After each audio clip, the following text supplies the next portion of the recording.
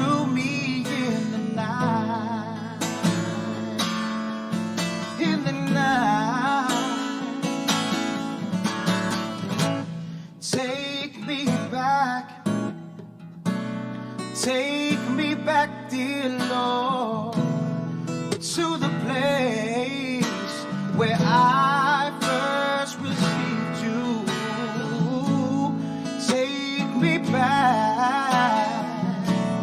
Take me back, dear Lord, where I first believed. Whoa, take me back. Oh, take me back, dear Lord, to the place, yeah, where I first received you, yeah. Take me back, dear Lord, where I first believed. Hallelujah, vi ia lo tātou atua, whaatalo whātu le swafa manu malo Yesu Keriso, e le nei a fiafi matango fia upore nā pese, take me back. Mai toi wha i tātou i tua, i le mea na tātou tātou rua i alofa. I le tasio e kālesi e tutono le tusi a whaalinga, na whai a ile atua wa e tu uale urua i alofa. Le teimi Faatuatua e maua ai Yesu ma e maua e sele mawhana o le lua maftanga ma Yesu. Ai alu lava, pa e le koe ango ia Yesu. Whapena fo i urunga li. Pi e te maua mai tutonu le nātura whaurunga li. Teimi Faatuatua whetau ia i ale tamba ma le teine. Te wa ai e ngei uma credit, uma kupe, uma mea, oh I love you. Ai a fo i longa wafo o launo nofo. E alo luawe kunga wale to iai wa fiu koe whaakari le I love you. Watu uale urua i alofa. Amen. Whaatalo whaatu le swafa man malo Yesu Keriso. E le nei a fiafi. E le pa ia marusi tātou o tunu. Whea lava se meo e mafuta mai ai. Yeah, welcome back to our KLM Bible Study. Mane toi talaina foi, mane toi amatali o tātou wa o tu spaia. Ya sa yeisi na lua va yaso sa fa peo na tu ina atu. Ya sa tu ina mai molo ni tangata le ngata tapena pena ini sio vaenga. Ya ma fa mautua foi ya mese foi yo se ai mana o mia foi ha u ya sina kama i koe refresh foi lele ya ma singa whalo kasi pākua toi so fo ila ia ile so ino tātou mataha upu ya misa tātou prokalame o te lolo i ele tātou mataha upu sa whanga solo tātou mataha upu o le walk through the Bible. Amen. Ia mai o te taritonu o le tele i o nisi o vaenga o le tātou mataha upu le nā e mana o mia i le tūlanga o momio ata i o graphics i a matulanga fule le whamatala ino no foanga ma vaenga mana o mia lava la i le tūlanga o ni afo o timeline fu lele i a pe tusi atu i a tātou wata i a pe whaongani video e whamatala ina ai ina ia mawhai ona malama se presentation ai mese lava e o tūlanga e afo e tāuolo malama e le ngato o whamatala ina i upu ai e se le tāuolo fesoasoani o le iei o ni ata o lea la ua taatia tātou mata upu le nā le walk through the Bible i le teimire nei a utou te papole o lea uma ona tu whaatasia uma la ia i totonu o le afo o le tātou video pre-edit ia pe edit uma lava whaamatala ina o le hatuspa ia ona tu ina la ia i totonu o se whaile leini ata ma graphics e whaamatala ai ona iai nisi o whaapeona tālusanga i fia malamalama ai a whaamatala atu tau upu whainga kāianga e malamalama i noa fuanga ai mai se fo o timeline ka whai aku nge mua i saia ia e mana i se ata fo i lele te wa ai mai ai whai ngofie ai o le whainga lao mea ngā whai ala singa umi o kaimi fo le ka pe ngai ku ingo ngai yaka ngā ngai graphics ngā whai si te leo se teime whaalu ai o te iloa e worth lo ono sa e worth fo ilo whaatali i le to ai ngā presentation wha pena ona e mawhai ona e malama le leai ma ole whai ngofie ai mo oi fo ilele tasia se tu lai te mata ai uma tu spa ia alaua e iloa le taimi ma le vai taimi o le sila vaenga lona lua e whai loa atu ai le ia loa le tātou mata o porto so ina whai o tātou mata o walk through the Bible na atu o o le lau tango e toi avi ese malunga le tātou Facebook ma le tātou YouTube, which mean a whaite mana o te alu e save sau copy, alu e download, o leo le o te litinga ono te mana o e upload atu a tātou new video, but tātou new materials na, ina ia mawhai ona ora le matamata o tangata le walk through the Bible, ai o le a wha ona pre-record, ona wha o ngā ina fo ileo graphics, e mawhai ona wha malama ina ele tātou walk through the Bible, a tonu o le a so hani tele le nā, pia ona whai atu tele se taimi mo ila tau e malama i ngā luenga wha tūlanga tau production, ia e te lesta se ngā luenga tu whatasia a yeilo tatununga, ia ole a te leso nā o ngā ona ele o whaia tātou wa o ngā tauna ona le teimire nei, me lea la iono nau e whai wha le lei ia le tātou recording, ia mawhai ia le tu whatasinga, ona o te tilo i le luma nai, po o ai lava, next 50 years or 60 years, o ai lava tangata, o kua mamau for ngā 60 years, po lea lava next 5 years, e o mai tangata mata, I runga le YouTube, a laua iai ia se presentation, o umona tu whatasia wha le lei ia ai, te le se teimi fia tāpena I nai, o lona winga, e se teimi ono o avi e seala I o tātou a o ngai whaatatau I le walk through the Bible, ona ole a toi whaafoi e toi a mata umamai in a proper order foi lele ia male leilo na tu whatasinga. Even me, I wasn't happy le tūlanga foi lele o graphics e le o lavata e whaamatala ai ia le tūlanga le walk through the Bible. Le ala leo lo no tai e si I le la asanga I le isi la asanga maualunga ai momoli tu fo ila ufa afetai mala ufa malo ia fa afetai pa anga le Kevin Life Ministry on o la auto so soani wa mafai ona fa atinoina le au nanga ia pe wa mafai ai ona fa atinoina tu langa tangaluenga fa production ai se taimi ia ona ila nga ilu mo tato wa onga tu spa ia o le afa pe ona te le se au nga o le tu langa tato production ile tu fa te sia o tato material ina ia mawhai ona whaamatalaina le tuspa ia I sona au wala whai ngofie e me se fo ifa so ani lea I lou malama anga e ese le tā ua o le tātou wa whai whale lei amen vi ia le suafo le tua ona o mea uma tātou te whaia I le li amen ia whaatalofa atu loa ia ti tātou pa anga uma lavo I lātou e olo o nofo tatalo mai vi ia le tua o te loa o lo kamanga o mia I o I kalosanga a iai ni pa anga piko isili o ngā kamanga o mia le keimingei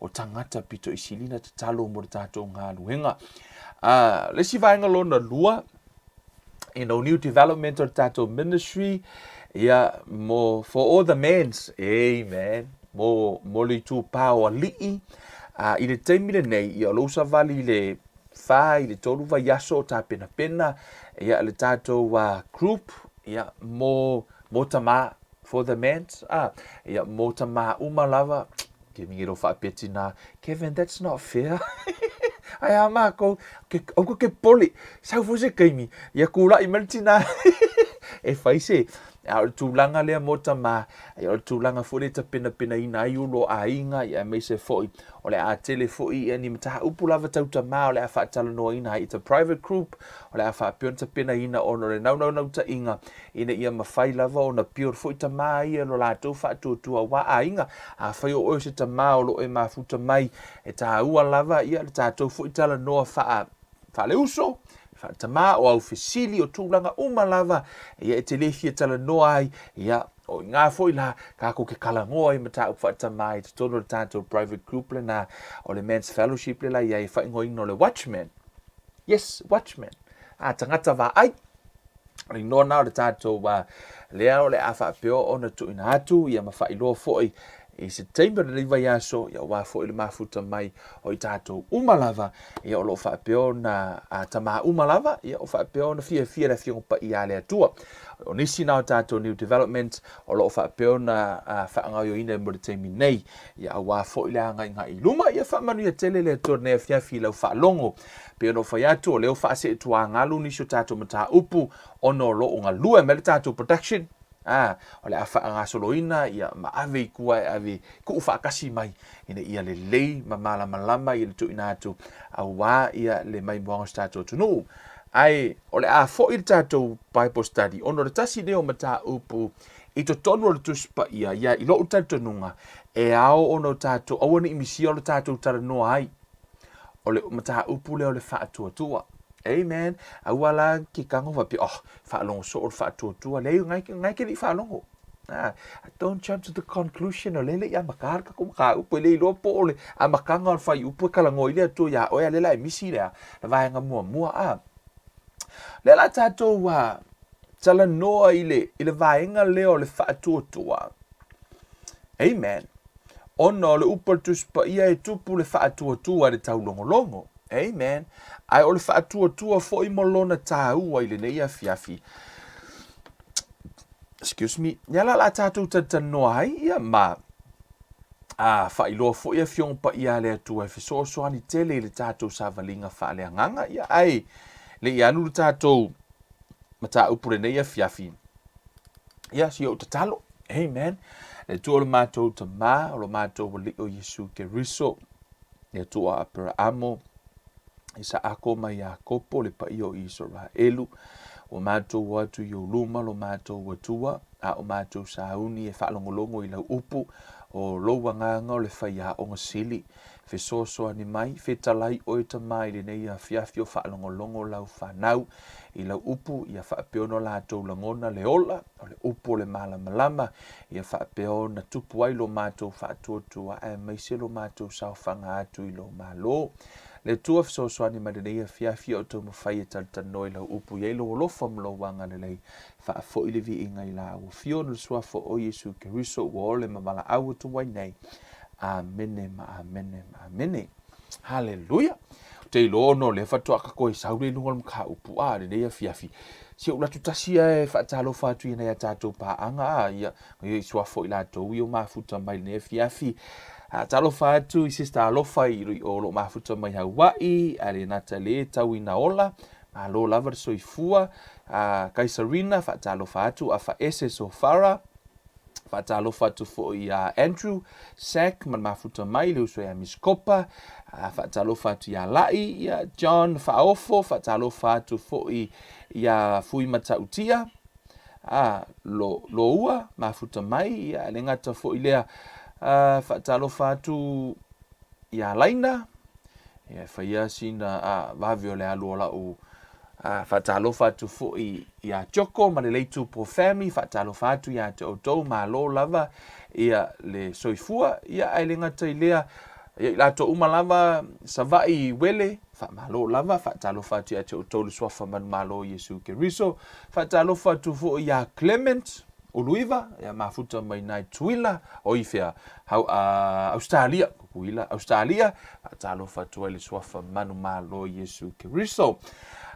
Ellen, brother Ellen, lo whaapeona mafuta mai, malo lava soifua uso, whamanuia le tua, Tamiano, malo le soifua, tala le lei, ia ina, talo fatu le swafa manu malo Yesu Keriso, no foa, malo le soifua, ia ma outou uma lava o mafuta mai ele o ta ua outou suafa faatalofa fo ia tātou pahaanga ia o loo whaapeona mafuta mai lunga le tātou YouTube channel ia faatalofa atu ia te outou le suafa manumalo Yesu Keriso faatalofa tuaila le tina ia sa mata loo mafuta mai la lo Dunedin faatalofa atu suafa manumalo Yesu Keriso ia te oe tina ma lo le soifua mafuta mai le tātou prokalame ele nei fo ia fiafi o le a so o tala o le a whaapeona tala noa le nei fiafi ma o tala noa I le Faatuatua.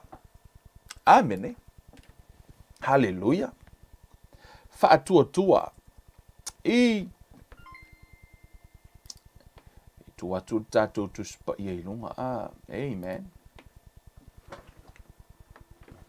I tu tonu ole.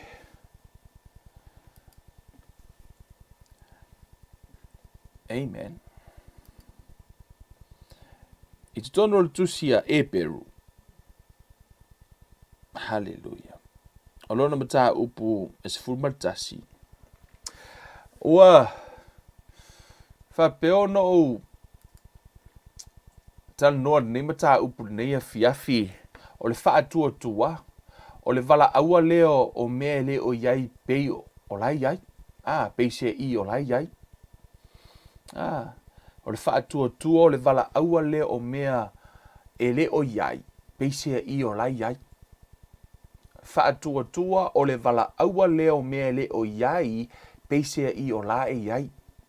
Le la tātou ua tātou te talatala noa i le faatuatua ia ma le faavae o le faatuatua tātou te talatala noa i foʻi lenei fiafi fa mai le tu se e perus fun matasi fa upu mua e le isi si au wala e tele tangata latou te faamatalaina le uiga o le faatuatua ai le isi faamatalaga pito i sili ona sao ma sili lona faatauaina ma lona mautinoa e sao na i lo le faamatalaga po o le uiga lae au mai e le tusipaia a tonu o le tele nisi e fai mai o loo faatuatua e faapea ma faapea o loo faatuatua ma loo talitonuga e faapea ma faapea o le talitonuga lea o le tusipaia e faatatau i le faatuatua. What is faith?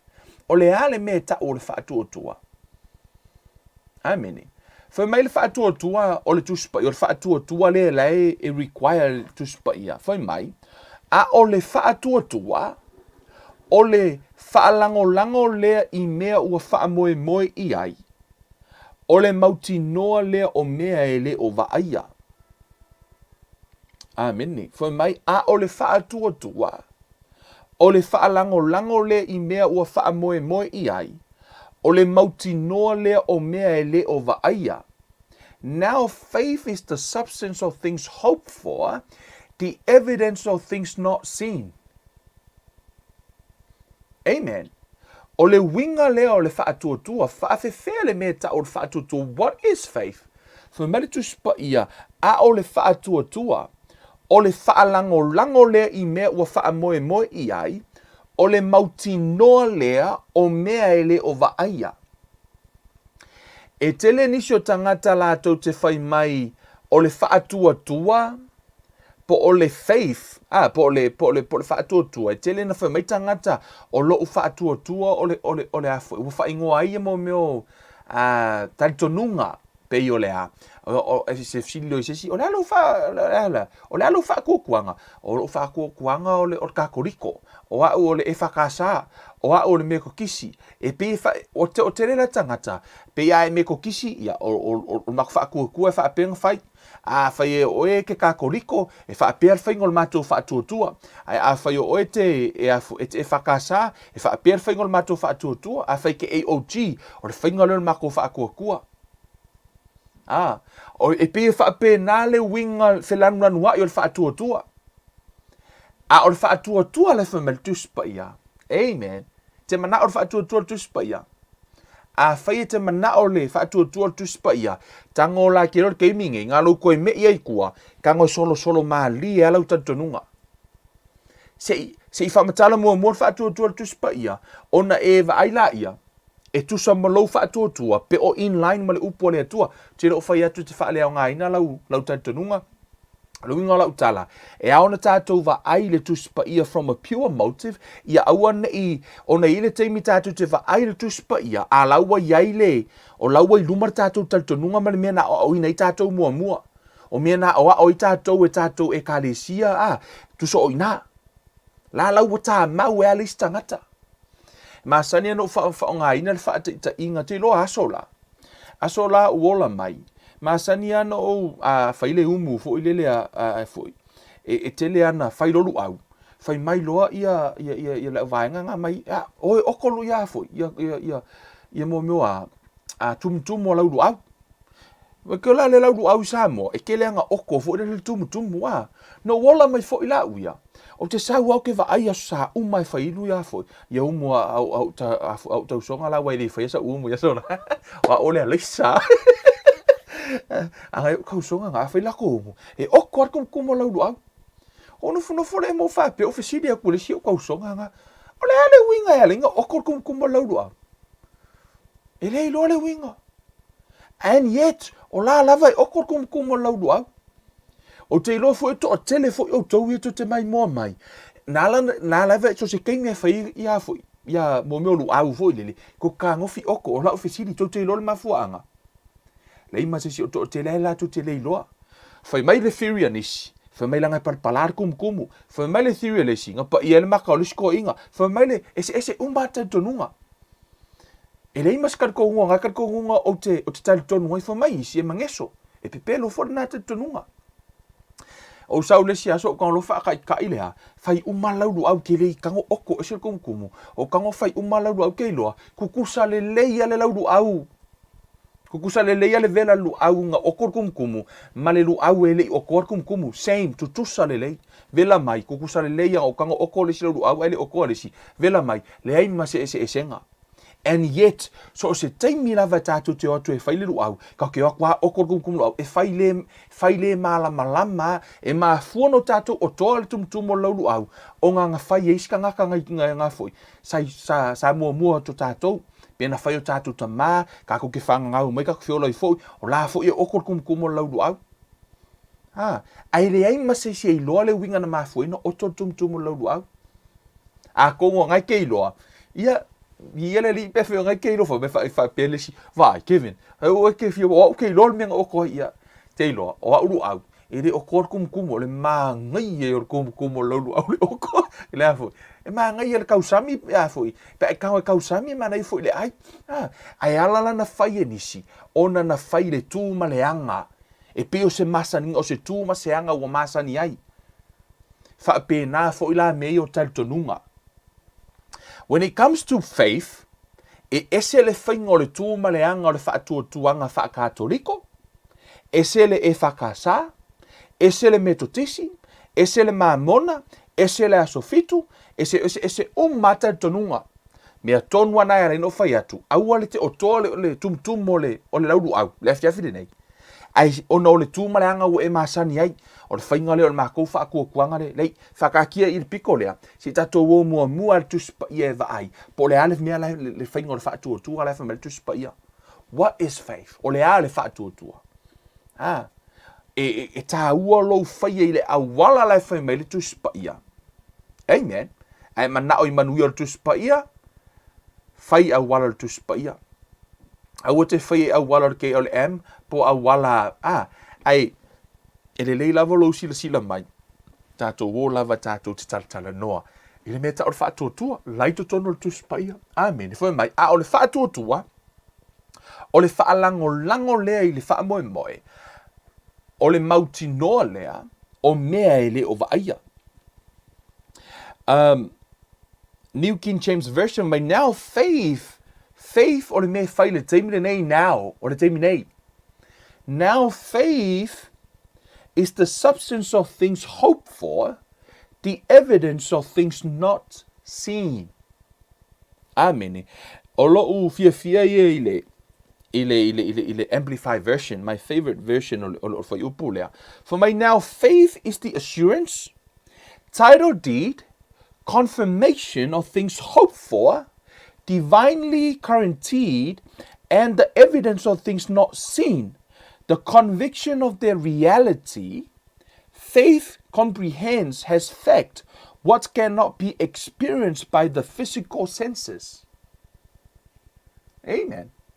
For my faith is the assurance, title deed, confirmations of things hoped for. E la tātou te tala noa loa la, i le mea ta o le whaatuatua. Ono le whaatuatua. Le tala noa le tuspa ia. Me le ta o le whaatuatua po o le meaning lea o le whaatuatua. Pe no whai atua, o bionga uola i fua. E iai le mātou fo ia whaatuatuanga le e kale sia no uola i fua. Ia uia le mātou tatonunga. O isi whaatuatuanga o le ki ngā. Iai. O isi whaakuakuanga o le ki ngā ia langor kero keimi. Ngā whasika i kai loko whaakuakuanga i laso. E se fo le whaingo o whaakuakuanga ngō kola mai kai kai. Ka ke ai al fuspau ia so. As he kako wa ai le whaatuatua to spa ia. Amen. For my now faith is the substance of things hoped for, the evidence of things not seen. O le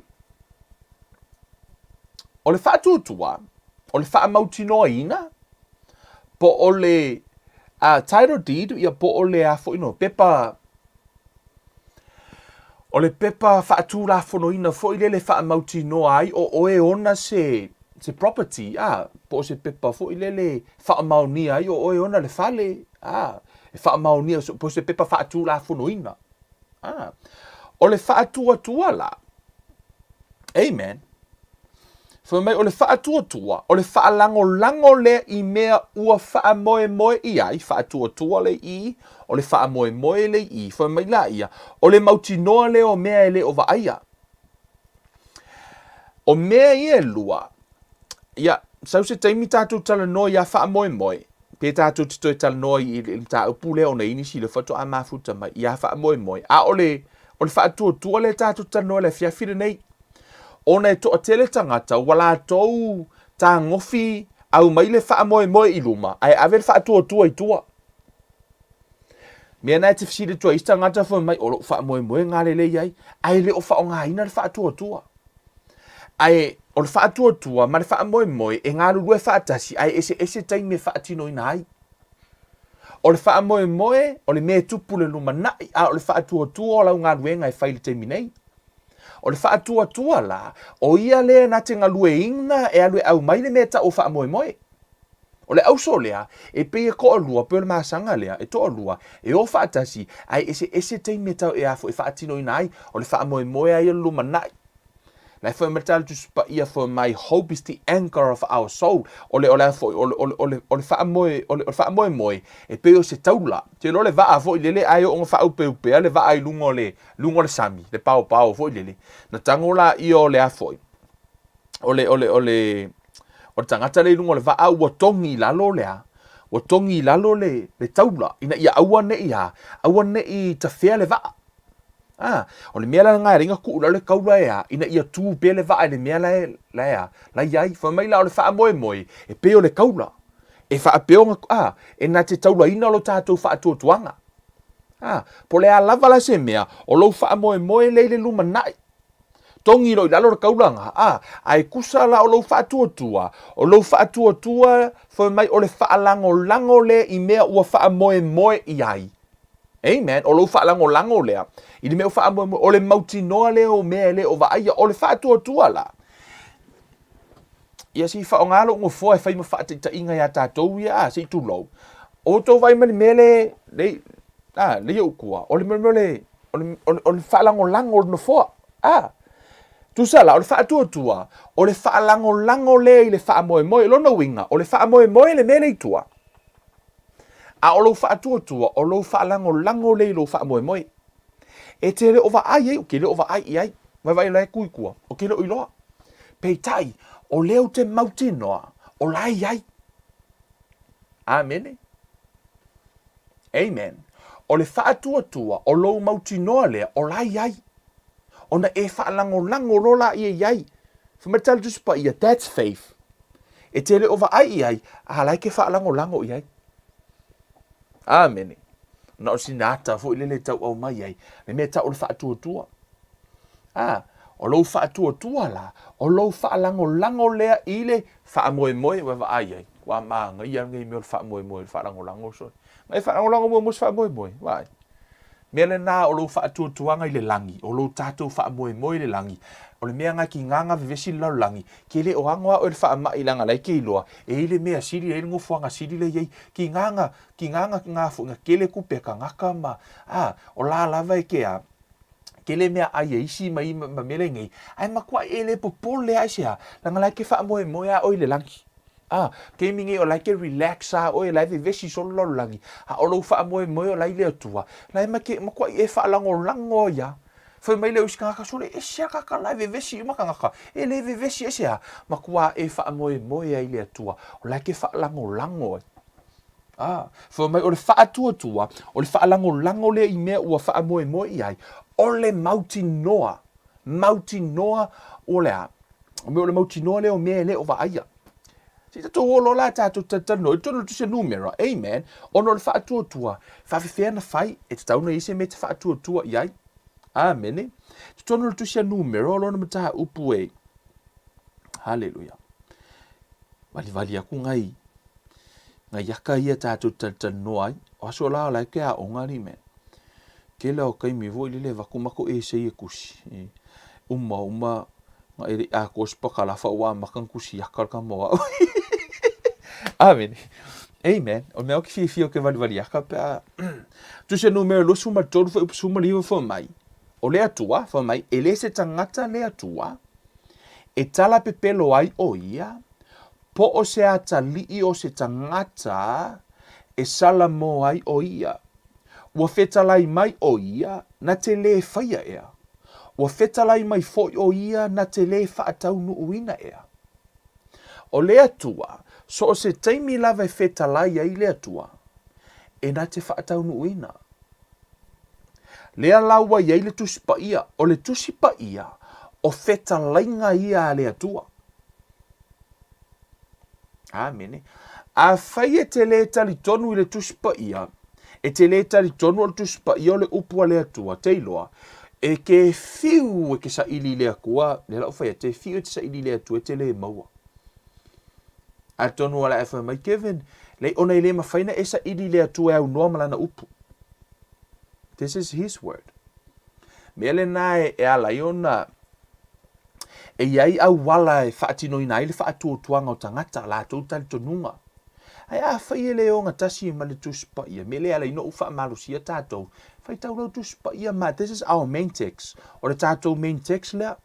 E tātou te le whaonga ina lava nis tusi tātou te oa le tuspa ia. O le upu lea lea tua. Whai maila o lea tua e le o se tangata e tala pelo ai. Po o se atali o se tangata sala mo ai o ia. Whai mai ua fetalai mai o ia na te le whaia ea. O fetalai mai fo o ia na te le whaatau nuuina ea. O le ale tali, e whai e lea tua sea, o lea tua e le pepelo. Amene. Amen. I tu tonu la, ile Roma lea e. E tu atu mua ile Roma lea. Hallelujah. Roma ro na mata upu e se furu. Fai upu se furu malfa. Tatu fai pick up from verse 13, a fai mai. A wae whaola ina i lātou uma o e wala au i le suafa o le alii, o le nei, pe whape whea ona lātou wala au atu i le ua lātou le Faatuatua i ai, pe whape whea fhoi ona lātou Faatuatua i le ua lātou le whaalongo atu i ai, pe whape whea fhoi ona lātou whaalongo atu pe a leai se tā la i atu. Pe whape whea fhoi ona lātou tāla i atu pe a whai ua le awina atu i lātou. Pei ona tūsia, e matango fia na wāo lātou vai o e au mai le tala le lei i le manuia. O e au mai le tala i le mea le lei. Ae le i usi tai i lātou umalava i le tala le lei a wā ua whaapea mai i saia lea li ie o ai ea e talitonu la mātou upu e tau longo atu. Fai mai fai upu sumar fitu. O le nei, e tupu le Faatuatua i le tau longo atu. O le tau longo atu foi o i lea fionga a lea tua lea. I to tono le tuspa ia atoa. E tasi ale au wala e tupu e le Faatuatua. A tonu na te fai mai lea tua Faatupu lo Faatuatua. E le kai kupu lo Faatuatua. Tasi ale me tupu e lo Faatuatua. O le whaalongo i le upu a lea tua. Only one way. I tu tono tu spa ia atonua, te ua e kakalo i lea tua Faatupu lo Faatuatua. Te iloa la Faatuanga ia oe, alu fai tau tu spa ia, pe te alu te whaalongolongo le upu lea tua, o ina e tupu e lo Faatuatua. Ona, o le au wala le nā, o na ua whaasino mai le tu spa ia.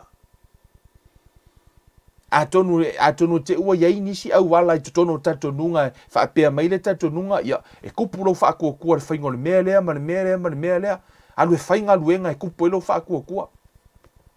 O le awala lai whamere tuspa ia, e tupu le Faatuatua i le tau longo i e polo whaalongo. A lai whamere tuspa ia, whamai whaafewhea o na, whai upasumar wha ole nei, pe whaafewhea o na lātou wala au atu i le ua lātou le Faatuatua i ai. Whaafewhea na tātou wala au i le atua, tātou te le o Faatuatua i ai. O le ale winga o le Faatuatua, o le Faatuatua o le whaalango le i le whaamoemoe, o le mautinoa leo mea e leo, vaia. Whaafewhea na e Faatuatua i le e te leo a, o e afo, whamari whai upu le whainga fisiri lea, pe whaafewhea na lātou wala au atu i le ua lātou le Faatuatua i ai. Whaafewhea na e wala au i le atua, ai te leo Faatuatua i ai. O le ale winga o le Faatuatua, o le whaamoemoe le, o le whaalango le i le whaamoemoe, o le mautinoa leo mea e leo vaia.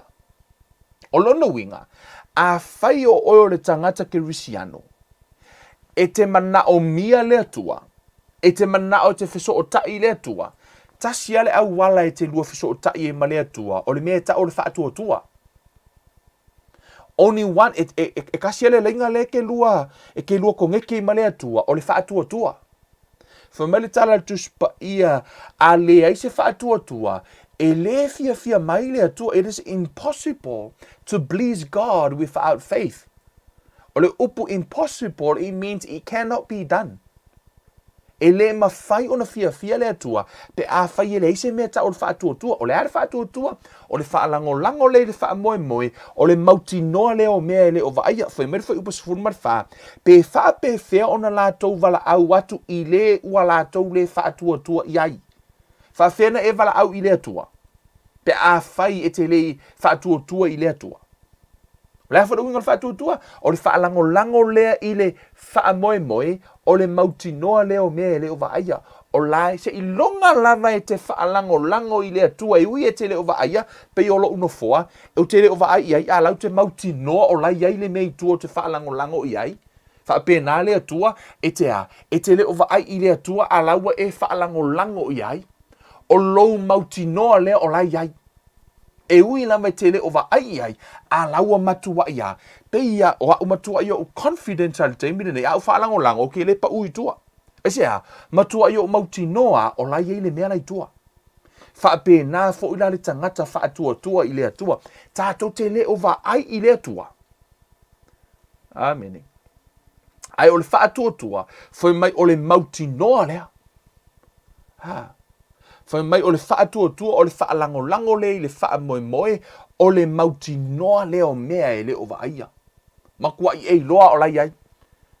A whai tutusa lau Faatuatua i le afo ino le mea. Lau talitonungi o le alava se mea. A whai e siri atu lau talitonuinga o lau uso, o lau tinapo, o lau tamā, na i lau talitonuinga o le atua. Lo na winga e le au ngā lau Faatuatua. Lo ingo lau tala a whai te ua sau ia lau tama sau polo misi mai a oi e pe sau fwoi se si whai mai ia lau kua whaakau a kur ka vale ma oi oi ia la ke le ke fur ka vale ke so si whai mai vai lau kua vaku se lau ka la ma oi le lau ua makua ku ua lau whaaku o kuanga ka nga o ka le a whai mai mer se lau ka la nga mukingoa ke au mai a whai e sidi atu lau Faatuatua nga tangata na i lo le atua. Whamatara tuspa ia, e mālaia le tangata e Faatuatua i le tangata. E manuia le Faatuatua i le atua. Amen. O le winga la o le Faatuatua i tutonu le tuspa ia la tala noa mai ai.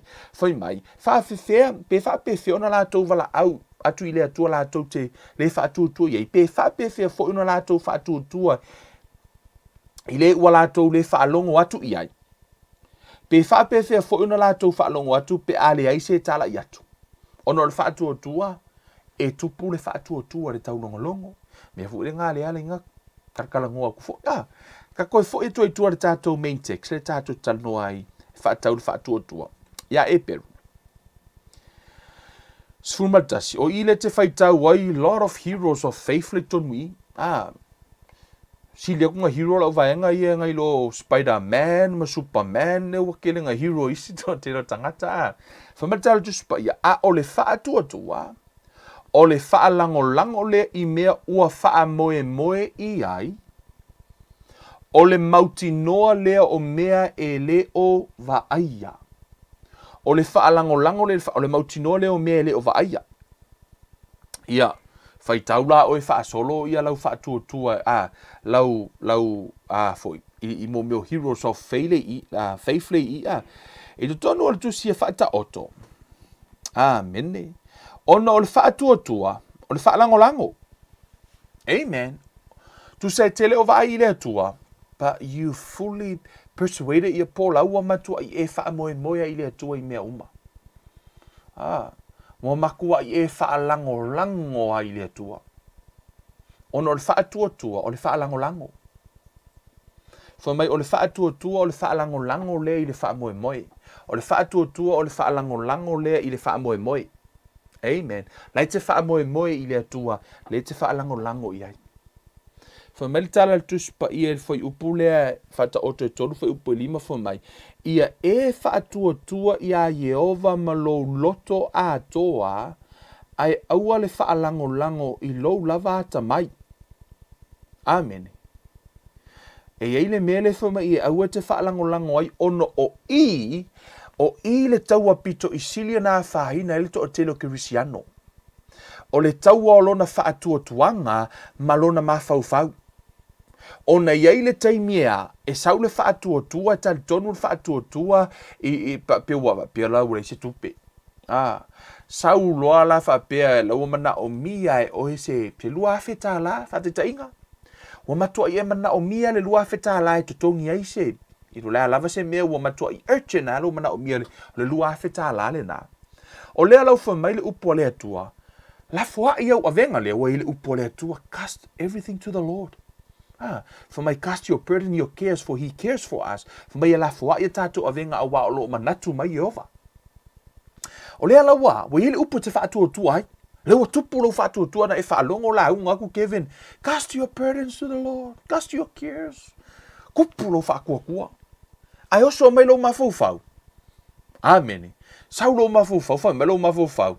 E le ilo po fele me wa fiu lo mafaufau e fika. Kusau makua I skamo fangu pau, makua ingo si a fangu pau fale fai lo. Wale ino e fangu pau po fele me a lo mai ai. E decline uma mai e per credits ko malo fangu pau. I me wa makua I le iloa ele mafaufau po o le ale me la fai ai. To o tele la tangata kirisiano o lawa lango lava fa ma se fa ngani mafaufau, se fa ngani mafaufau. O le Faatuatua e leai e ile kai me le fa ngani mafaufau le Faatuatua. Ia, e ile kai me ke ai pe e fa valvalea me le fa kokua.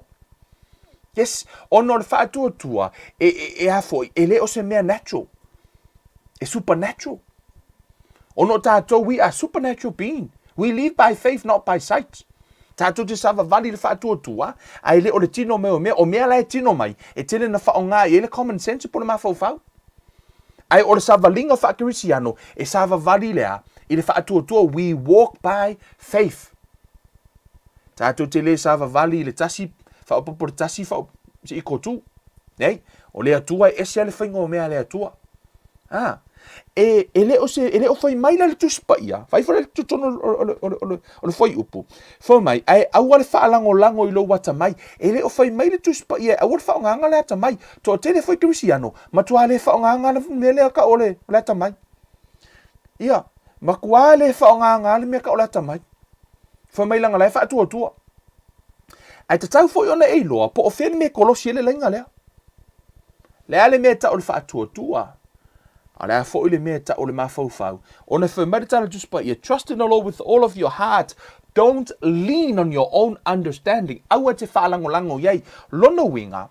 So now this is my understanding whadetainga o le whaalangolango o lo unofoa.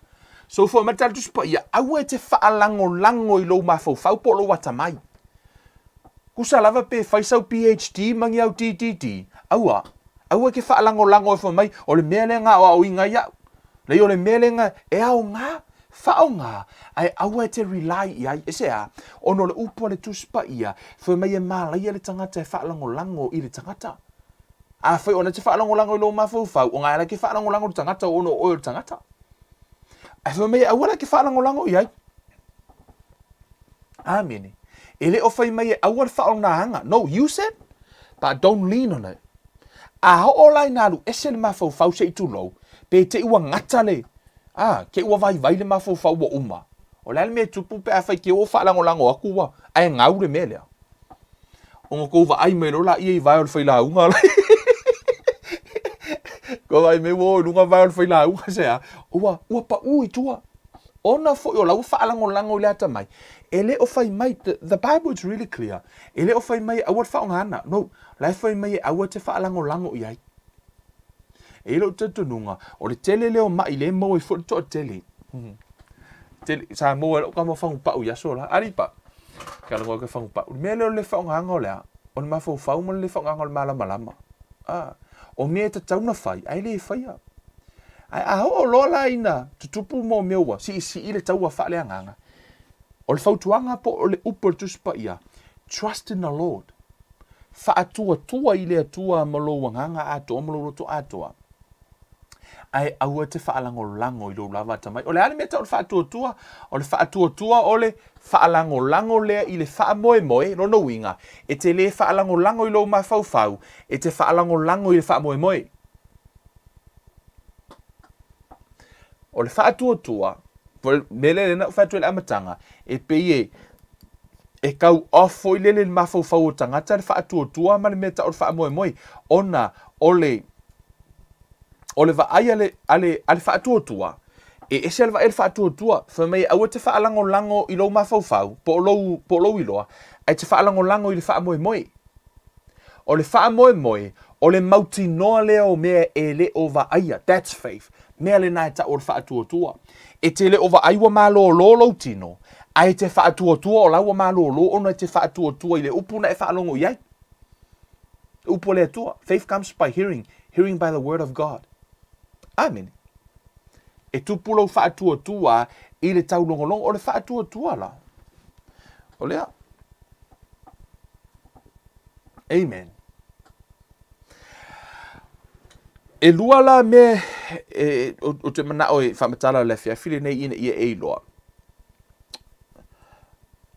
O le whaamoemoe, o le mele tupulo manai, ai o le faatuatua o le me te whaia le teimi nei. O tō vaai le meo le ia i nei la ia to atele ana o vaai ele me ta o le fetch game le te na whai e mo meo tangata fo i e whai ala tu ta i whau si tu lau a. Te vaai alu atu tangata na le whailan ta i whau. Pe lai laku lai uok se fasila au po se polo a. Tango lola i o tangata le ta i whau. Tango uu le whai le mea le polo wha mau le a. O ngā kongi ma mau ala i o le polo. O na alu lola i o le ta i whau alu au mai. O e vai le mena tangata i o kongi a fasila au i o pe kongi le polo ngā lula i o ta i whau au mai. Tango e leo o tango wha atusa o le polo, o le wha moe o le mea lai tupu luma nai, o le mea lai mamau. Right? O le wha atuatua, o le ta i whau. O le ta i whau, lai alu au mai le polo lai lana i tango tongi o. Wha pēnā la le mea tau o le ha, o le wha atuatua, o le mele ngalue ina ia mawhai o na au mai le mea tau o le wha moe. So se mea te vaai iai le tuspa ia. Amen. O le tātou te wha moe, o le faith la, o le wha moe. O lo wha lango le mea le wa e wha moe iai. Wha pia le wa e tātou umala, o le tātou wha moe nga. So se ke risi anua, o le tātou wha moe nga o le langi. O le langi, o lo wha atua la, le te ola ai le lalo langi. Ina ia mawhai ona e o le mea tau o le langi. Mea nai whamatala tuspa i o i lātou uma o e na whaatua ia Iesu. E le o whai mai o i lātou o e na whika Iesu. Tusa to a tele fo i tangata. O la lawe wheko ku ngā Iesu wha mai. O Iesu se pero wheka. O Iesu se, o Iesu o le. O Iesu o le. O to a tele o tangata o marke mingei. O la lawe kausu. O Iesu se angelu. La lau. Ka fika Iesu. Ai umai fua. E le whaakua ia Iesu. La e misi le point. The point is, have faith in Christ. The Bible says, whoever believes in him. It doesn't say whoever figure him out. Tele tangata la lava ka fika Yesu. Ai le tali tonu ya Yesu. Ma faatuatua ya Yesu. O le lato wala le nai le manuia. O le ola lai faavavau. O le me tupu le luma nai. Ai o lou faatuatua e mafuaina e ola i le teimile nei. E alaina e maua le me ta o luma nai. That's faith. O le faatuatua, o lou faalango le i le faamoemoe, o lou mautinoa, ke re ova aise langi. Aina e loa na whai mai Iesu o loo iai le. O loo iai te le fale le maoto o loo utama, le te ale tonu tuspa ia. Because he have faith, i upo Iesu, o le mea le nai alaina e faalango iai. Mea le nai ta o le faatuatua. Mea le nai ta o le faatuatua, o le tātou faalango le i le faamoemoe, o le mautinoa le o mea le o vaaya. O le tele, I have a lot of testimony about faith.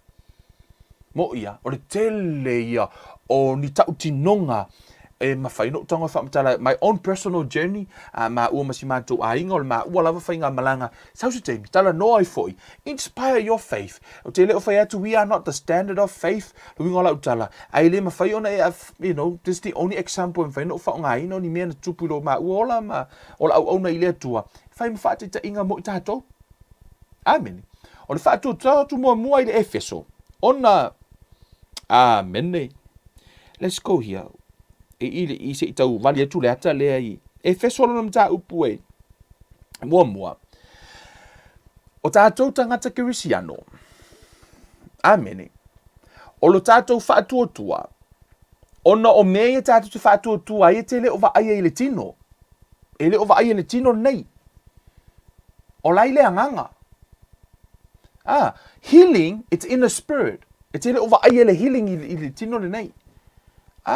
E tele la me o tutupu, o mea uma whaamanu yanga la lea tua, whamele tu se Efeso mua, whaupe tolu, ia whaafetaia lea tua, o le tama o lo tātou wali o Yesu Keriso, o le ua whaamanu ia mai ia i tātou i mea uma, already. Mo uma na whaamanu ia mai. Whamai, mai ia i tātou i mea uma lava, e manu ia ai i la lea nganga, i mea oi le langi ono Keriso. Wa uma na au mai e lea tua le wha amalo longa, wa uma na au mai e lea tua fa mai na wha amativa ina o ia ina ia wha atamao ainga ina oi, e le o mana o lea tua te fia ai. Mo ia. E le o mana o fo i lea tua te mai. E ini si e whai mai wa waku e lea kua le mai e haoa inga ila tau, I don't believe that. O te le tal tonu na watu e lea tua se mai e wha e a foi.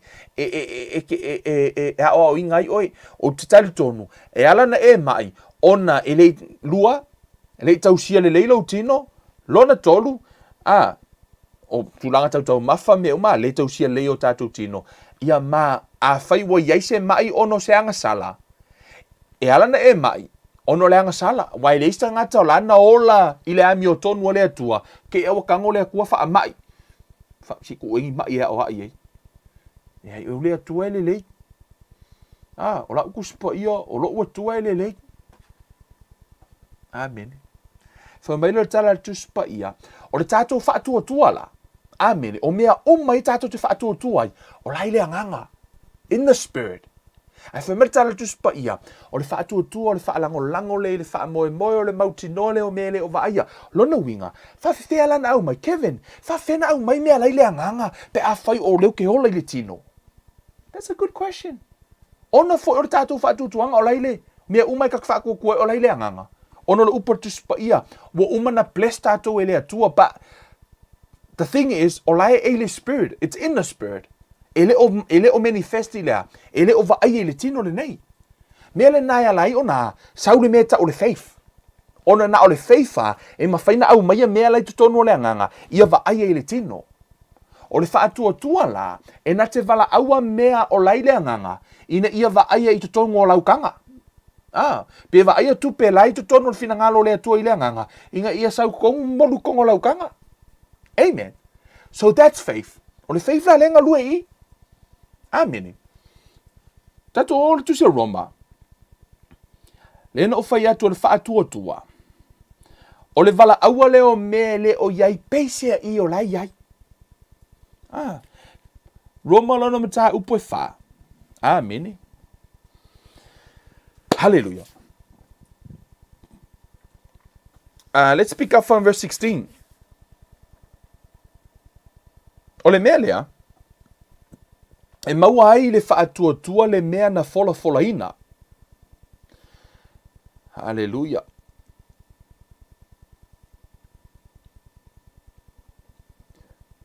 Tato to e whaalongon wha upus fumalaono, sorry. O le mea lea, e maua i le whaatuatua, guys, le mea na folafolaina. O le tuspa ia, o loo iai mea na folafolaina e le atua. Everything na promise ai le atua. O mea o folafolanga, the promise. Whaafewhena e maua le promise. Whamaritala tuspa ia o le mea lea e maua i le faatuatua le mea na fola ina. E le mauangi au aikia. E le mauangi e le maua mai i ole lea o ngā lale. Pe maua i se sia mea. Ta sia le awala te maua i le mea polo misi le atua all the promises. O promisi le atua i le whaamalo longa, o le promisi le atua i lo manuia, o le promisi le atua i le ola i whaavavau, everything. Ta sia le mea te mawai. O lea. Whamaile upatus pa ia, o le mea lea, e mawai i le whaatuatua, by faith. Whamai e maua i le whaatuatua le mea na fola ina ia maua i le alofa tū noa, ina ia tū mau lea i le ainga umalava.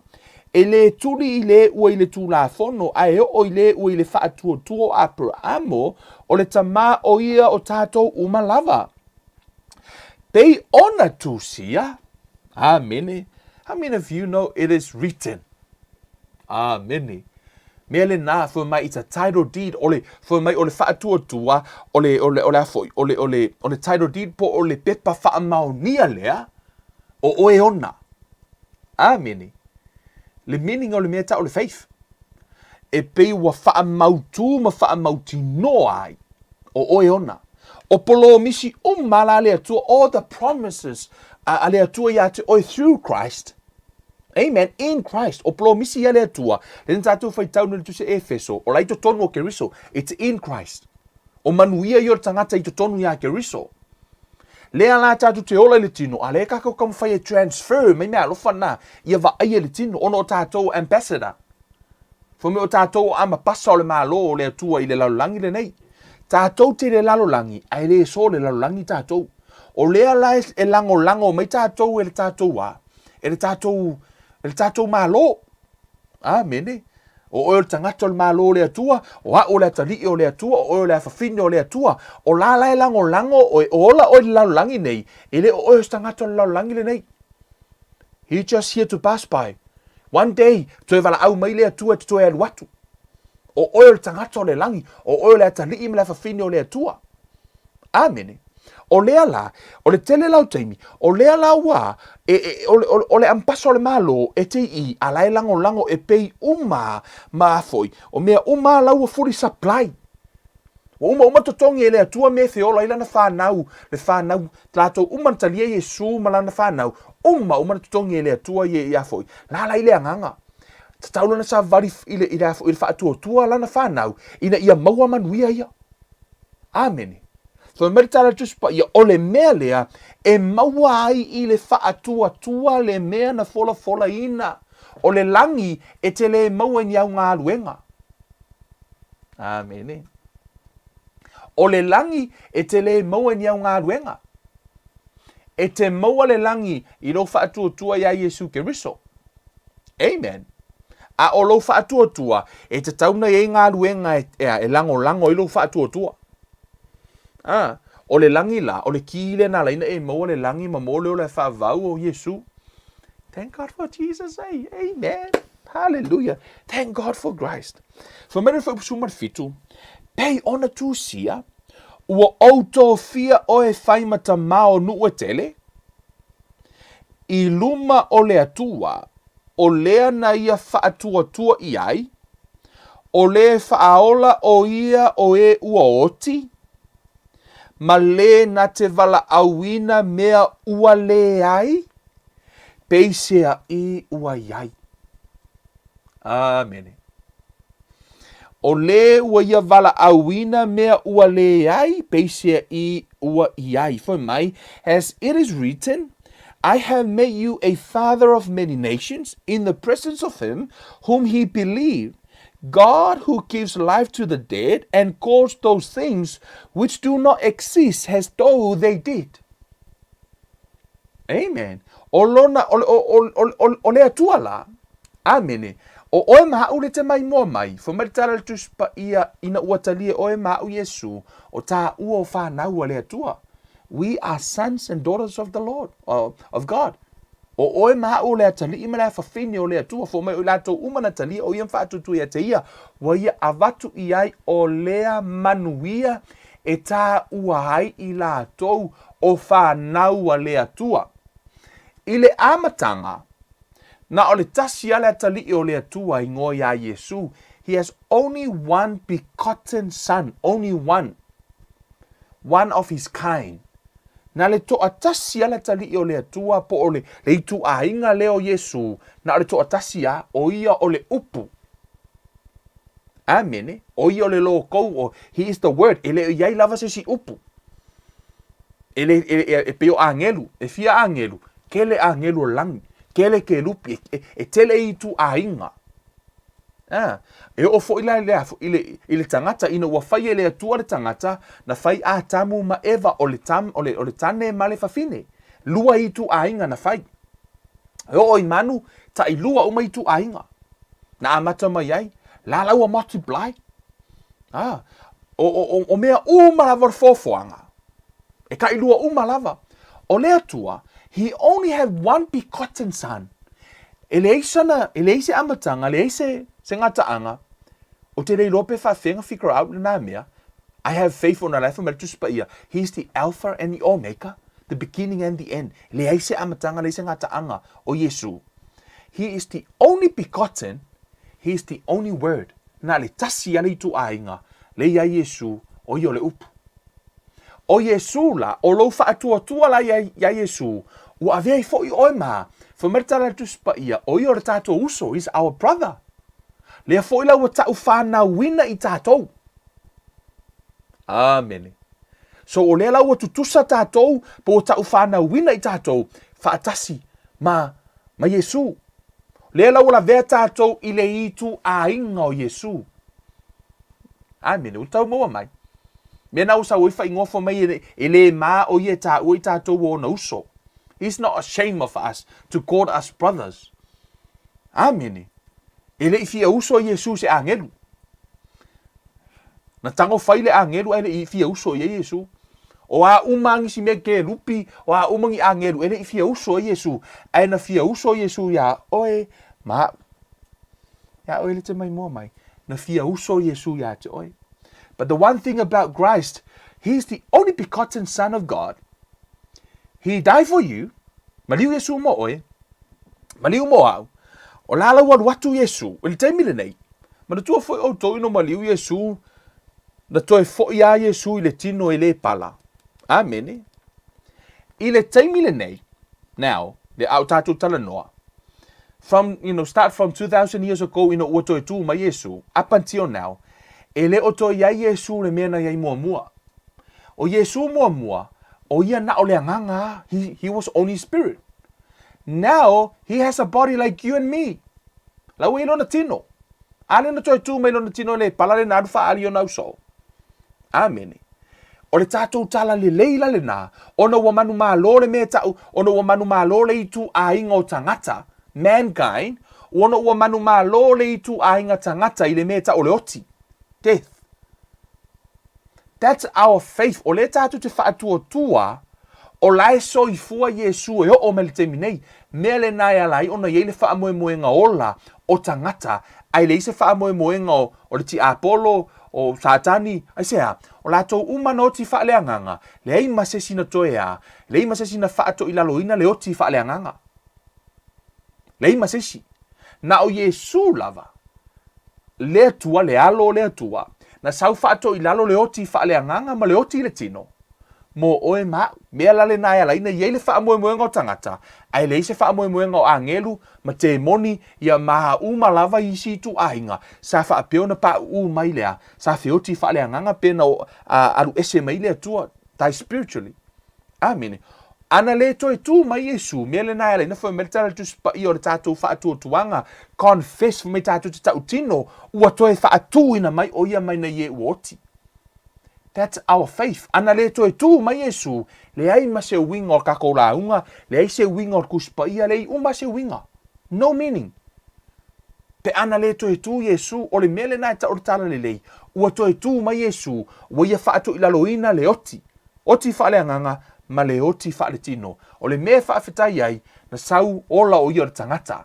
Lea la wala ina taha ua le tangata manu malo. Amene. Ona o le tangata sa malo. Ele isau Yesu o ia se angelu. Na sau o ia le tangata. Amen. Me ke le, si iwa pelo lima ilunga, say, thank you, Jesus. Amen. Si iwa pelo lima, say, thank you, Lord. Amen. Thank you, Jesus. Whaftai ai Yesu. O langa malo, leo malo, mai tato. Fa mai le upal tuspa ia. O le atua, fa mai o ia na ia valaauina mea ua le iai. Pei o la iai. Amen. Ita toa tu mua tonu i tu se kene selia. Tato va ai foi la le atua ma le whaingo lana fofoanga. Amen. Sauru foi upu e tolu. Fa mai ua feta lai mai le atua ia malamalama o na malamalama ai lea.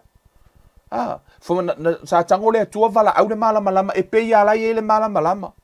This is his faith. O le Faatuatua le reta no tu spaia. Fa meta tu spaia. O feta lai mai le atua ia malamalama. O na malamalama ai lea. Fa mai la ia. O feta lai mai foi le atua ia i le va o vai. Le va ni monimo. Ia va isi vai. Na no feta lai ia o le atua. O lai ia i le Faatuatuanga o le atua. A feta lai le atua na tau nuu la ia foi upo iwa. Fa mai o feta lai mai foi le atua ia poto i le mea tasi o vai. I lalo o le langi. Na ona feta lai ia o le atua o lana upu. Amen. O le Faatuatua o lana upu na fetalai ai. Fai upu iwa, fai upu sumaltasi, mai o fetalai mai le atua. Fa mai ia tupu le vao mua, mai le ele, ma le la awafu, e tupu mai mo na fua, na fetalai ai le atua. Amen. Fetalai ai le atua. O le whaonga ina la leo e vai atu i le whaingo le Faatuatua le atua. O le vala aua leo me leo iai. E peia o lai ai. Amen. O le Faatuatua, o le valaau leo mea e leo iai. E peia lai iai. La tatoe fo e tula i le tusi lea e feso le na utala noa e nei. O fea le mea la iai manuia. Amene. E feso lo fai upu e mua. Fai upu e tolu fai mai. Ia faa fetaia le atua o le tamao le tatou li o Isu Keriso. O le ua faa manuia mai ate i tatou. I mea umalava e manuia ai i la le anganga. O lai le anganga. O manuia la o le atua. O lai le anganga. O le whainga la o le Faatuatua o le atua.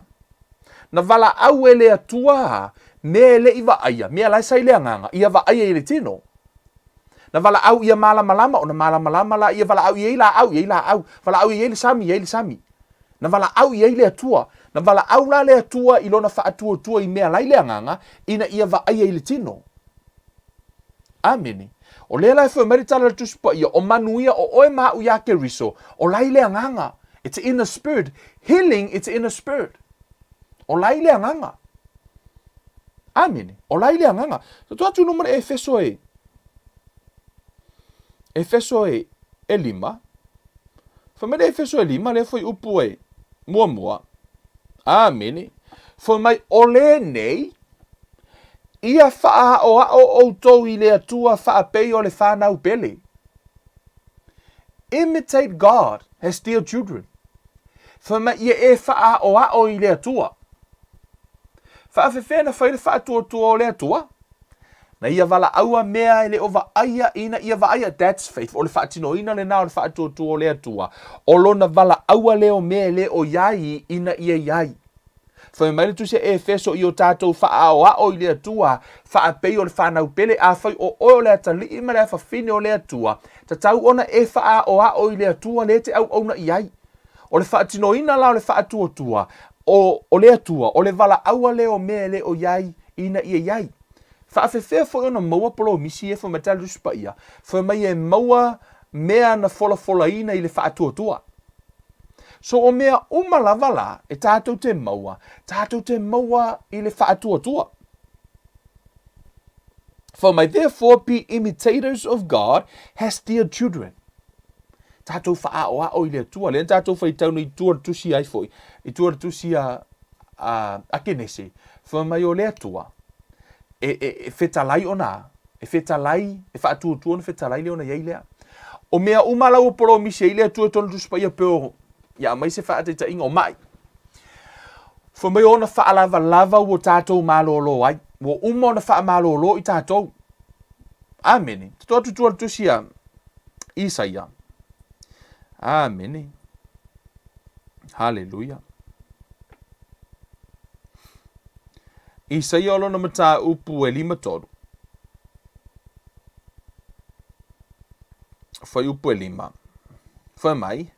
A ua manua o ia ono a tātou soltu la fono, ua momomo o ia ono a tātou wa mio leanga, o lea o inga file mua i tātou sa i ona lunga lea, o ona faa lava fo i ua malolo ai i tātou, o ona faa lava fo i ua malolo ai tātou, past tense, ua uma.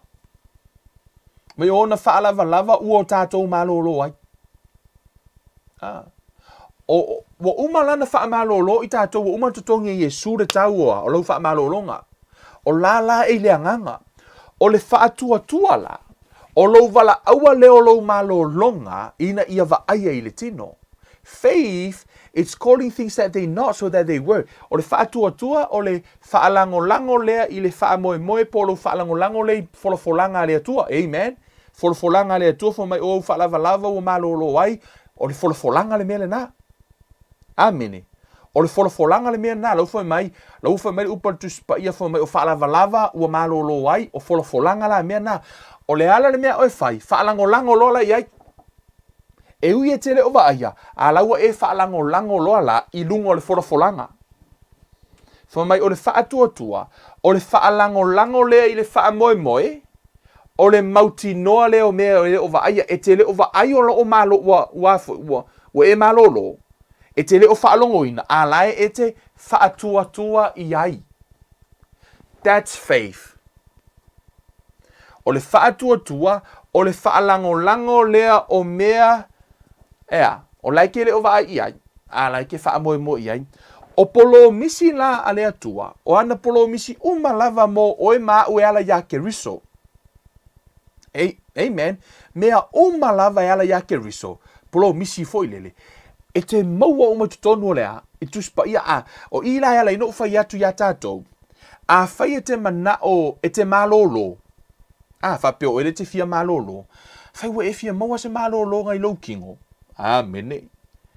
Au ala e ke halu whai kau fuafoi upor kuspa ia e whatatau i mo meo o lea foi, o mo meo prosperity, i manu ia i le tino, manu ia foi e a foi.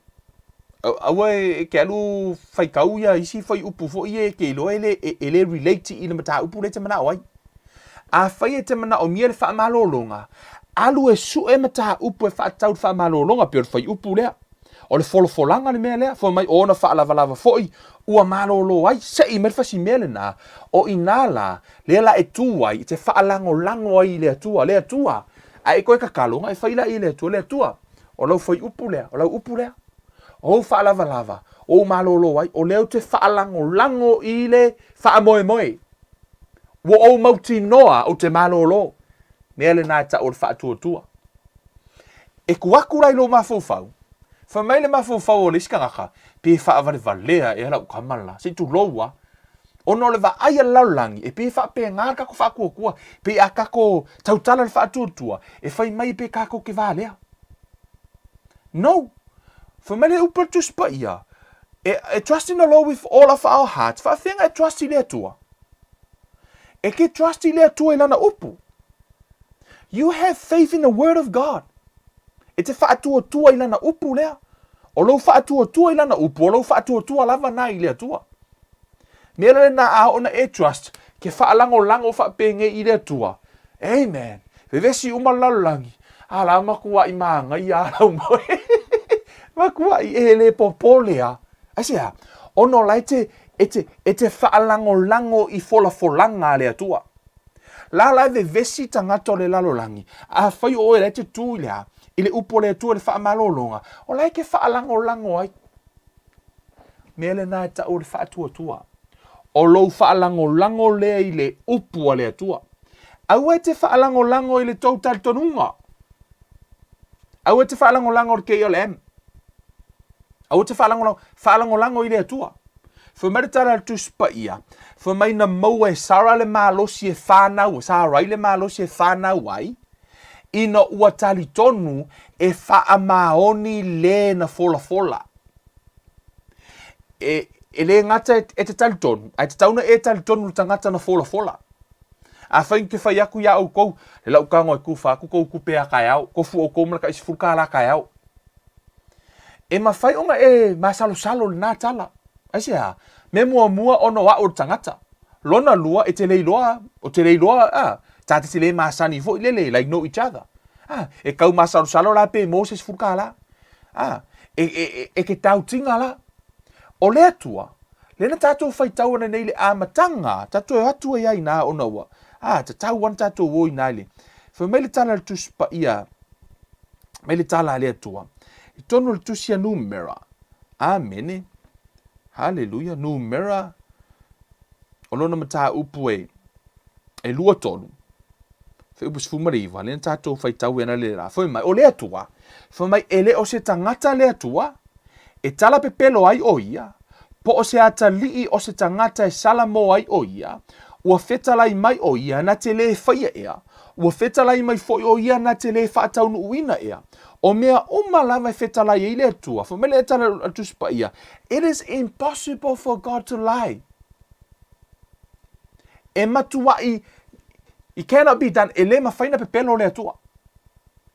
E le mawhai, matua le mawhaia e le atua na pelo. O ana wholofolanga a whai mai o na whaalava ua o tātou malolo ai.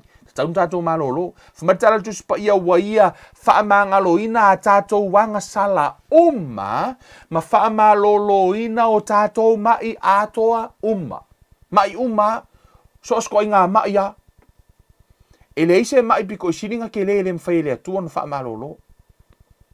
Mai e mawhai le atua na whaamalolo. Amen. Ma fai ele atua na whaamalolo. I believe it's tono to see lea Jeremiah. Let me check if this is right. Hallelujah.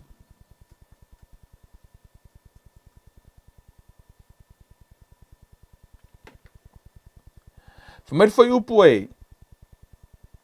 Es fulmalua. Ina ua whai lea tua ia Jeremiah alue. Ina ua whai loa i le tua le. Wale le ilva ai al kamalo Jeremiah le la auma Whai le tua ilva ai ai. Whamai le tala le tua. Lai mea ke vai au. Whamai le tala tuspa i. Whamai ona feta lai mai ai leo Yehova ya te au. Jeremiah whamai. Ua le lau va ai. A wā o te mataala ina ia whaia hau upu. I am ready to perform my word. E tatalo. Alu e su e mai le upu le atua e te tatalo ai. Pe su e mai e fiong pa ia le atua po folfolanga le atua e te tatalo ai. Ona a sau le atua e whaatau nuu le. E sau le atua whaatau nuu tuspa ia. E le sau le atua whaatau nuu ni au upu. Mani upu le anga nuu. E yaisi mea leo te ia au my personal opinion. O te mana o i te tasi leo mea wa tele na. Wa au mai e tangata le anga nuu. Wa au whaalongo ia au ai lo wola ifo. Wa iai ia mo meo la unga i tua meo pule la. Wa whao ngā tala o le vavau o Samoa. Ai au mai tuspa ia o whaatasi. Wha mai ia kusarka ko kala le vavau e le tutusa. O te le popole pe fiengi PhD a tangata e whaia tala na. It's not the same. O tala le vavau o Samoa, ma tala tu o Samoa, au le whaatus tu sanga i le upu o le atua, it's not the same. E te le ola i se tala tuu, pe whaola ina lo wanganga i se tala tuu, ma o iwa mix whaatasi e tangata le tala o le vavau, ai mai e ma le upu o le atua. Wa au mai kala whaake mongi a Samoa. Au mai ma le upu o le atua, ia au ia. O te whaau pua whaapia, whai asi le mawhau na ngā mea. Ia. Whaafewhenga kako au mai le upu le atua, ai ku iai kala le vavau ma ku ai mere ngei. Wha mai o le, sa uaru whalongolongo i le afo. It's so sad. Ono le upu le atua iai le mana. O lana wholofolanga, e saula le atua whaatau nuu. Lana upu. E le whaatau nuina le atua tala le vavau o Samoa ma upu. O upu ngā. O mea ngā ringa o ka ngaka lea. O le poto whaalau langi. Ai me karis ka kai manga ia no o ai kia me nga tangata. That's the idea of presentation. O le whainga ngal presentation ala foi. Pe o wan o le foi tono matou tatonunga. E wha marusia langa nu. I te tonu lao langa nu. E au mai la o whainga o la unga. E mua markala kuu. Whako a sauer kala kuspo ia. Kuu whaakasi do langa onga o mai. Me fo langa ke va ai o langa ka ngaka. E kala kuu resi piko. Ai whaale nganga resi piko. O rei lopo o when me o iai. Iti ida ke loka imi. E pe maa losi aku leo langa whaakara kuu. Leo langa wha ka ngaka pe i kūrua rei kūra. E sea, ona ua au mai whaatasi le tala tu. Ma le tala le upo le atua. Whai tete. O le upo le atua. Aua le o whaakasi a mangisi mea. E piu a le upo le atua. E alu kasi a. E mawhaina whao ngai nisi as an illustration. But the problem is, o tala. O mo me o tala. O tala whaake mongi. Ia, kako kala i aso lai kala whaake mongi voi lele. E whape ngā. O ngaru i kūrua i ala. I wopeu i kūrua i matangata. Amen. Tato e foi. Au mai Yesu tonu o tato tala lei. O Yesu ona tala lei. O lea tua, for mai, he is ready. For mai ua ou. Sa umi e whaatau nu ula upu. Aua na i me singa se mea mana upu o lea tua. Aua. A e mana o te manuia. Tu mau pele upu o lea tua. O lea lava le luenga for mena matala tu spa ia. A e whaitau tu spa ia i Samoa make sense. A e whaikau i New Zealand make sense. A e alu i Alaska make sense. A e alu i Sainga la unga make sense. A e alu i oi fea fo inkia la unga upo le tua make sense. O fea lava le meke alu i make sense le upo le tua sea. The Bible says there's no private interpretation of the scriptures. Which mean e le tasi sona whaawinga ina. O fea lava le mete la unga ai. E work le upo le tua. O le tala tu o Samoa. Nga o Samoa. Auala le mixinga mea i e lua, o le upu o le atua, e le mana. O le mana le lei, o le mana o le anganga o le atua. O upu, o anga nuu wa Samoa, right? Matala o le vavau wa Samoa, ma mea uma lava i le tātou Faatuatuanga. E le o laia i fo i anganga la i tua.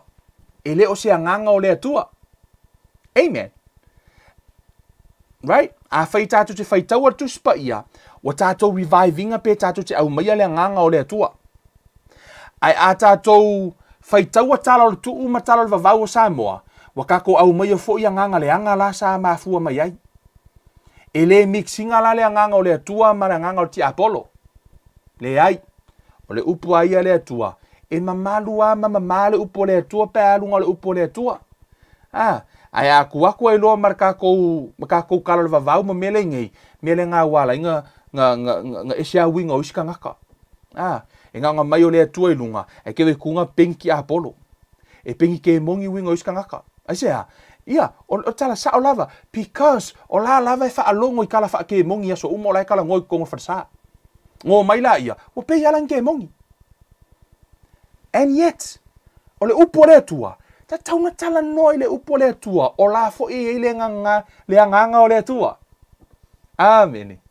I know e pe kau ki ngā, riska ngaka ngai fiafin ngā kala. But hey, you know the truth, I always say this way, the truth will set you free. Sometimes it hurts. Amen. Before it sets you free, it hurts you first. Right? O le upo le atua, e iai le anganga i tua. A e tautala le upo le atua, e latu le anganga o le atua e avatu.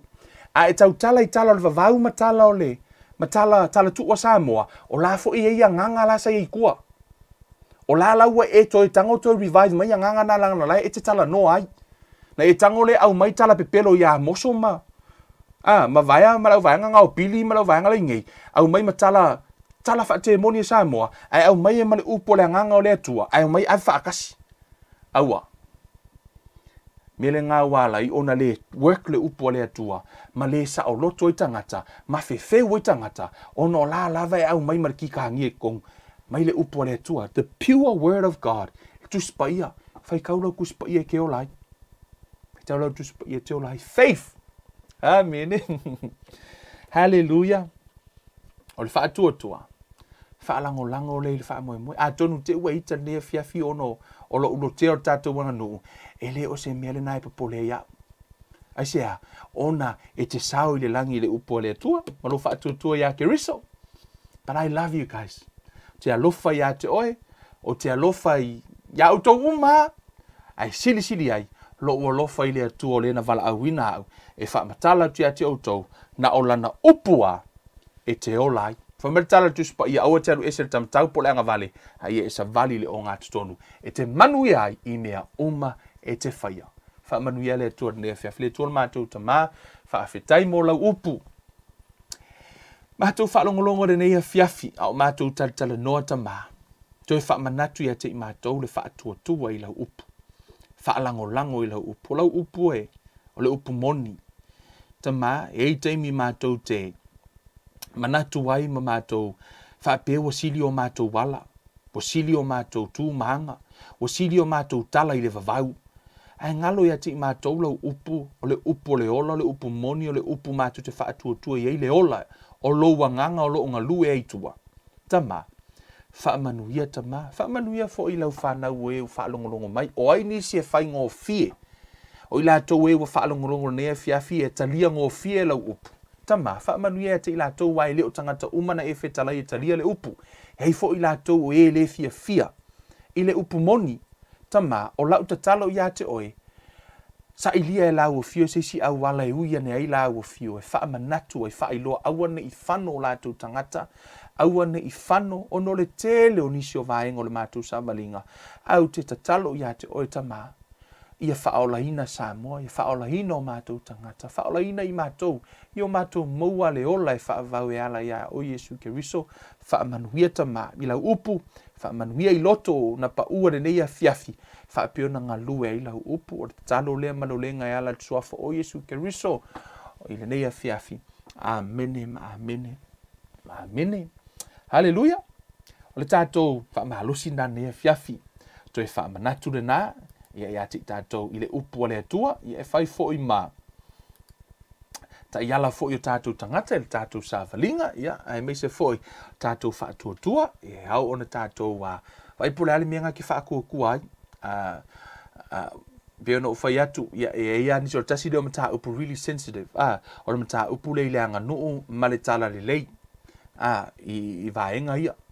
Ai, o leo o tala no atunga uia, tasi ale mea ala i ona tātou saole ai mana o i manuia o le atua whai au wala lai whamele tuspa ia au te whai au wala le anganu ia whai au wala le tuspa ia e te manuia ai ono o ala nā o le mālo o le atua ia whamanuia le atua ia te autou i le fo ia fiafi ia pe fo do whai atu ia o nisi o tātou mata upu o lo o whapeonta pena hina le tātou production e ma whai ontu whatasia le tātou walk through the Bible ai o le a whapeona awe sia nisi o tātou mata upu sa whaatino ina o lo i lungo le tātou Facebook ma YouTube a whai te mana o mia on download ia whaatino ina le temi nei e umai furu nei vai aso ua awe ese ia ai o lo tom whai ta pena mai a tātou video ia o le whaamatala ina o le tuspa ia ina ia whaafai ngō fia mo oe mau ma le tātou sa valinga mo le tuere whaafetai ma le whaamalo i paanga umalawa le Kevin Life Ministry a whai e te fia paanga le Kevin Life Ministry ia asiasi lungo le tātou Kevin Life Ministry.org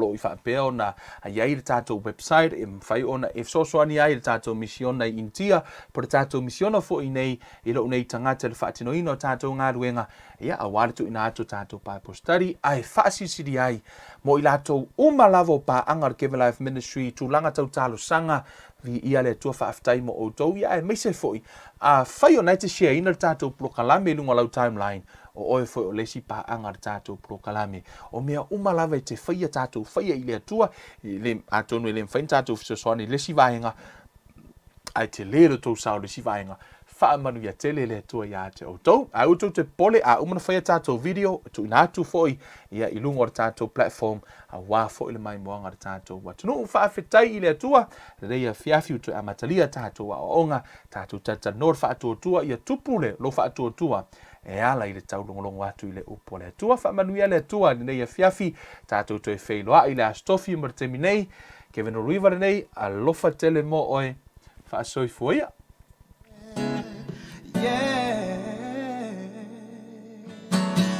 Clearly Let your sweet aroma fill my life, fill my life. Day stars shine down on me. Let your love shine through me in the night. Oh, in the night.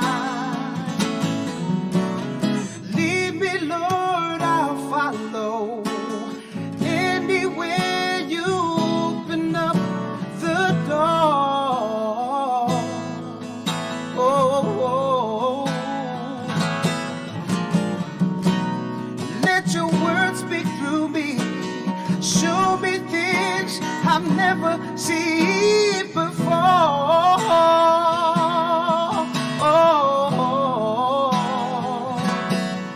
And Lord, I'd like to be your witness. You can take what's wrong and make it right. Make it right. Yeah.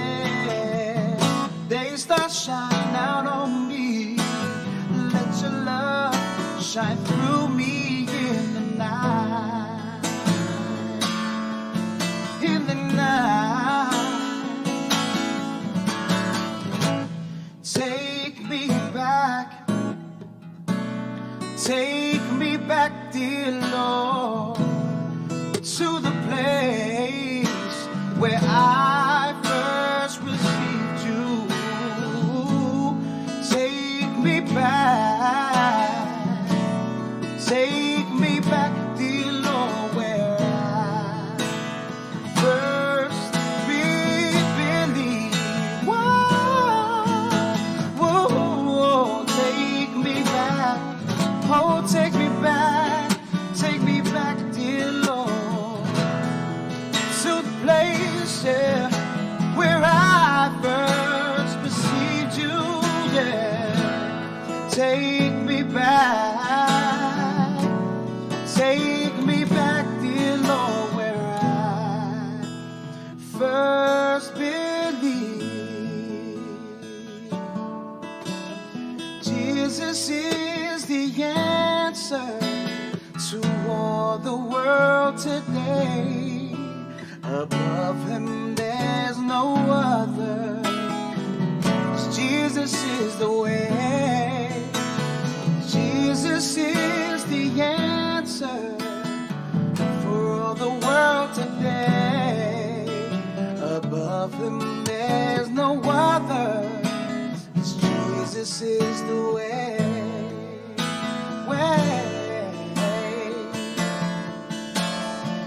Soon and very soon we are going to see the King. Soon and very soon we are going to see the King. Soon and very soon we are going to see the King. Hallelujah, hallelujah, we are going to see the King. I said soon and very soon we are going to see the King. Soon and very soon we are going to see the King. Soon and very soon we are going to see the King.